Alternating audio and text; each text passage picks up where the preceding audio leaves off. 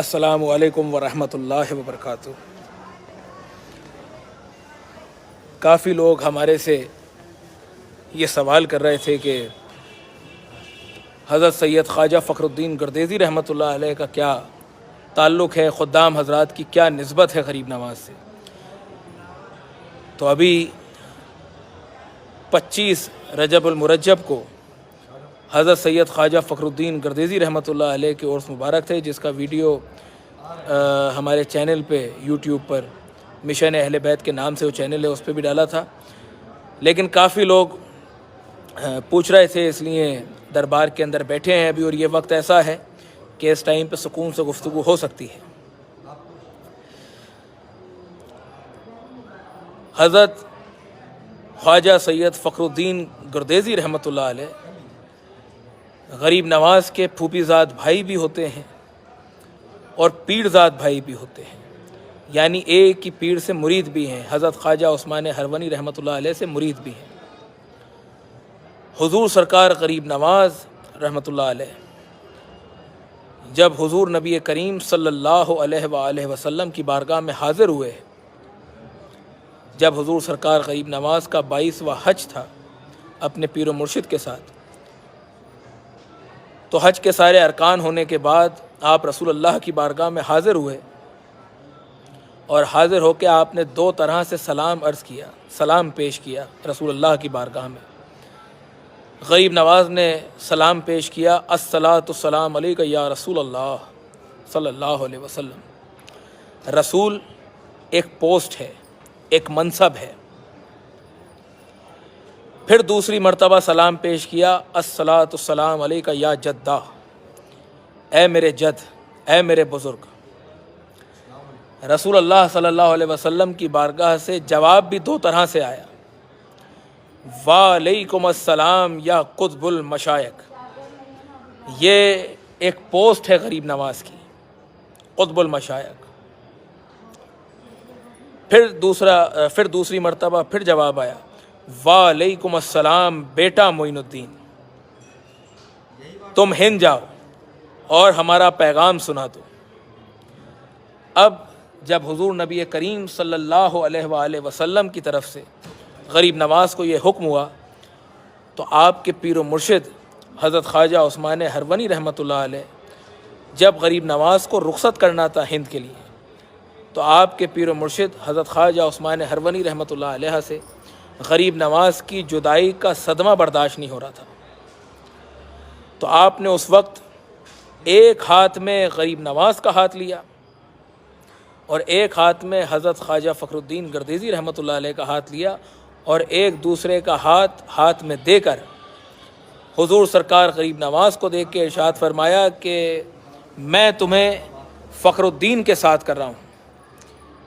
فخر الدین کو ایک لمحے کے لیے بھی اپنے سے جدا نہ کرنا۔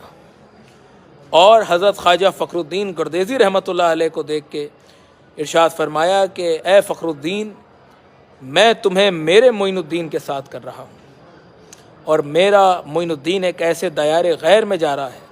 جہاں پہ کوئی بھی اس کا حامی و مددگار نہیں ہے۔ لہٰذا آج سے جس طرح سے آج تک تم نے میری خدمت کی ہے، اپنے پیر کی خدمت کی ہے، آج سے معین الدین کی خدمت میں رہنا۔ تو اس لمحے کے بعد سے حضرت خواجہ فخر الدین گردیزی رحمۃ اللہ علیہ نے غریب نواز کو کبھی بھی اپنا بھائی نہیں کہا۔ ہمیشہ آپ غریب نواز کے سامنے حاضر ہوتے اور آپ نظر جھکا کے ارشاد فرماتے کہ خادم فخر الدین حاضر ہے۔ تو یہ جو خادم الفاظ ہے، یہ جو خادم جملہ ہے، یہ وہاں سے ہمیں ملا۔ غریب نواز نے کئی مقامات پر حضرت خواجہ فخر الدین گردیزی رحمۃ اللہ علیہ کو اپنا بھائی کہا، اور غریب نواز حضرت خواجہ فخر الدین گردیزی رحمۃ اللہ علیہ سے اتنی محبت کرتے تھے کہ اس کا اندازہ ایسے لگائیں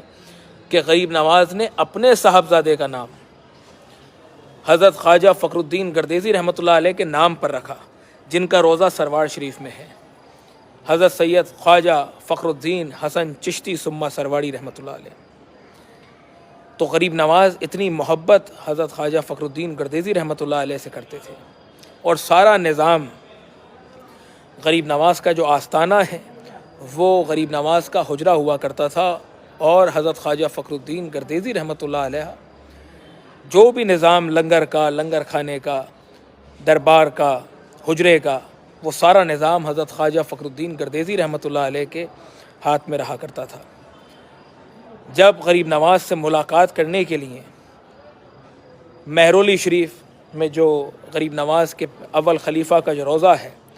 حضرت خواجہ قطب الدین بختیار کاکی رحمۃ اللہ علیہ، آپ نے بھی اپنی کتاب میں یہ درج کیا ہے، جب آپ بھی ملاقات کرنے کے لیے غریب نواز کی بارگاہ میں حاضر ہوا کرتے تھے تو پہلے حضرت خواجہ فخر الدین گردیزی رحمۃ اللہ علیہ سے ملا کرتے تھے، پھر صحیح وقت دیکھ کر حضرت خواجہ فخر الدین گردیزی رحمۃ اللہ علیہ ہاتھ پکڑ کے غریب نواز کی بارگاہ میں لے کے حاضر ہوا کرتے تھے۔ حضرت بابا فرید الدین مسعود گنج شکر رحمۃ اللہ علیہ جب حاضر ہوئے تو آپ کو بھی حضرت خواجہ فخر الدین گردیزی رحمۃ اللہ علیہ ہی بارگاہ میں لے کے گئے، تو سارا نظام حضرت خواجہ فخر الدین گردیزی رحمۃ اللہ علیہ کے ہاتھ میں رہا کرتا تھا، تمام خدمات آپ کے ذمے رہا کرتی تھیں، اور آپ کے پیر و مرشد نے حضرت خواجہ عثمان ہرونی رحمۃ اللہ علیہ نے جو حکم حضرت خواجہ فخر الدین گردیزی رحمۃ اللہ علیہ کو دیا تھا کہ آج سے معین الدین کی خدمت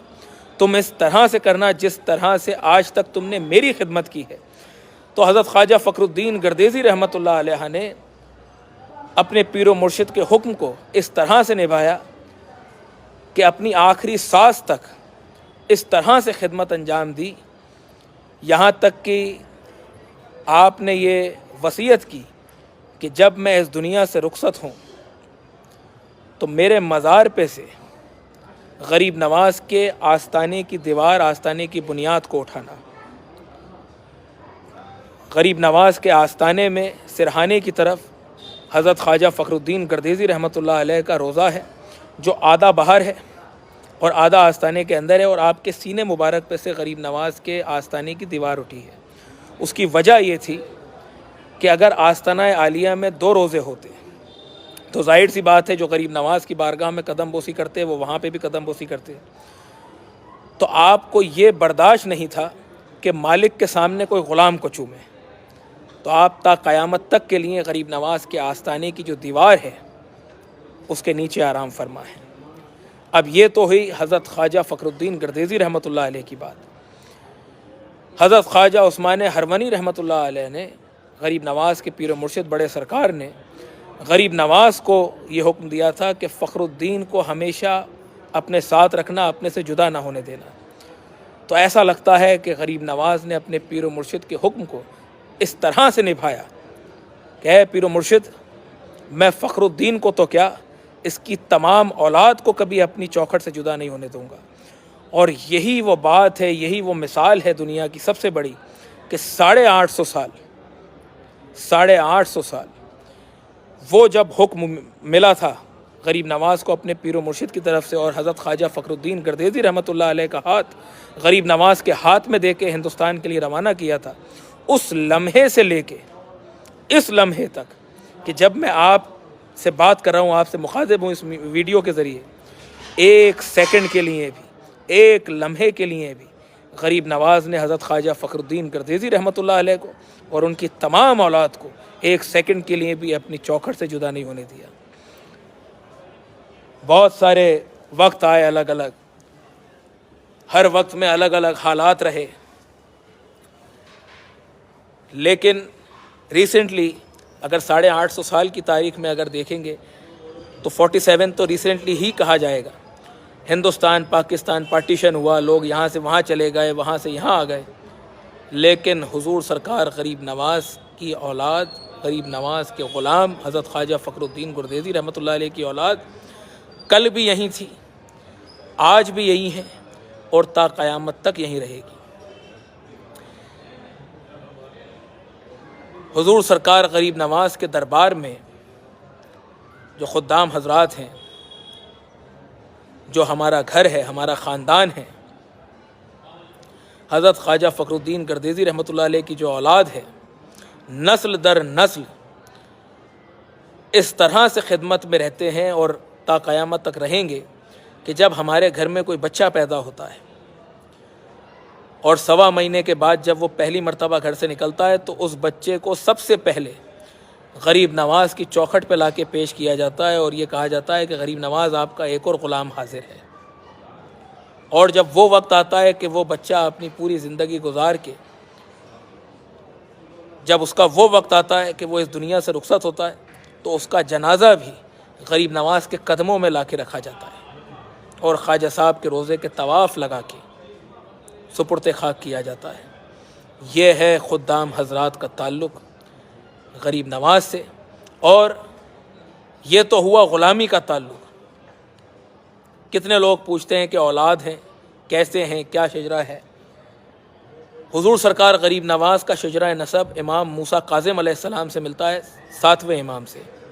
آپ کاظمی سادات ہیں۔ والدہ کی طرف سے آپ حسنی ہیں،